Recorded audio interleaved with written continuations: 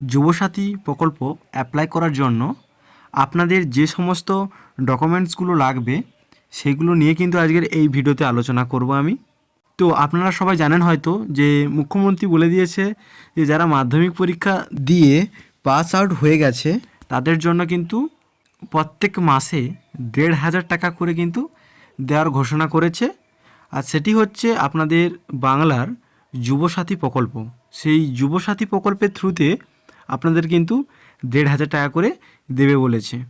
তো সেই ফর্মটি অ্যাপ্লাই করার জন্য বা আপনাদের যে ক্যাম্প হবে সেই ক্যাম্পে ফর্মটি জমা দেওয়ার সময় আপনার কোন কোন ডকুমেন্টসগুলো লাগতে পারে সেইগুলো আজকের এই ভিডিওতে বলবো। তো এখানে যেটা দেখতে পাচ্ছ যে আপনাদের কিন্তু মাধ্যমিক বা সমতুল্য পরীক্ষার কিন্তু অ্যাডমিট কার্ড আপনাদের কিন্তু লাগবে।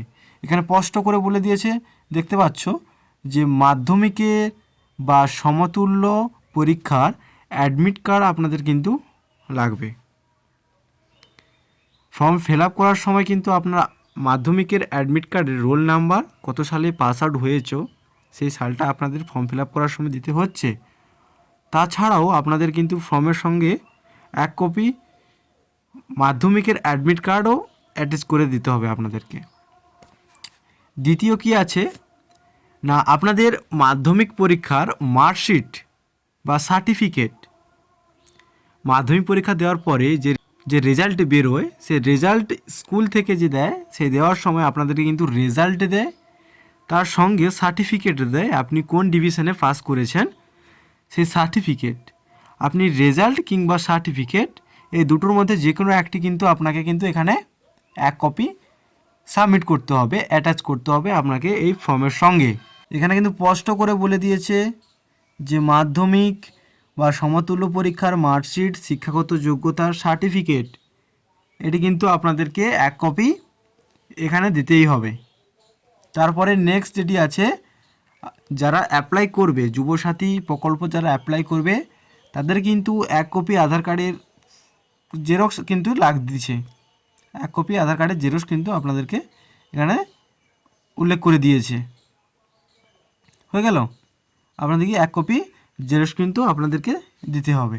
আর কি বলেছে, আপনাদের ভোটার কার্ড, যাদের ভোটার কার্ড হয়ে গেছে তো আপনাদের ভোটার কার্ড কিন্তু এক কপি অবশ্যই আপনাদের এখানে উল্লেখ করে দিয়েছে, ভোটার কার্ড এক কপি আপনাদের দিতেই হবে।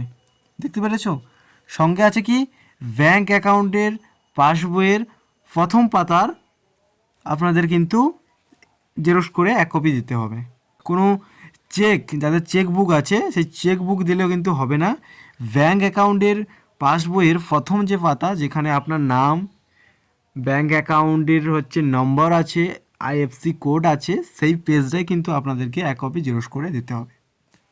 যারা এসসি এসটি ওবিসি আছো, যারা এখানে দেখতে পাচ্ছ যারা এসসি এসটি ওবিসি আছো, আপনাদের কিন্তু কাস্ট সার্টিফিকেটের জেরক্স কিন্তু আপনাদেরকে দিতে হবে এক কপি করে।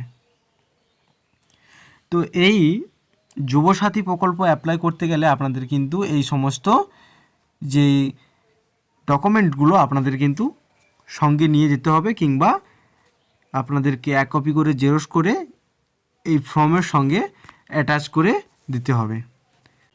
এই 2 পেজের ফর্ম, এই ফর্মে আপনি কিভাবে ফিল আপ করবেন সম্পূর্ণ ভিডিও আমার এই চ্যানেলে দেওয়াই আছে, আর এই ভিডিও ডেসক্রিপশানে এই ভিডিওটির লিঙ্ক দেওয়া থাকবে, আপনারা কিন্তু দেখে ফর্মটা ফিল আপ করে নিতে পারবেন। তারপরে ফর্মটা নিয়ে গিয়ে আপনি যে কোনো আপনার ক্যাম্প সেখানে হবে বিধানসভার আন্ডারে, সেখানে গিয়ে কিন্তু আপনি সাবমিট করে দিতে পারবেন। তো চলো, দেখা হচ্ছে নেক্সট ভিডিওতে।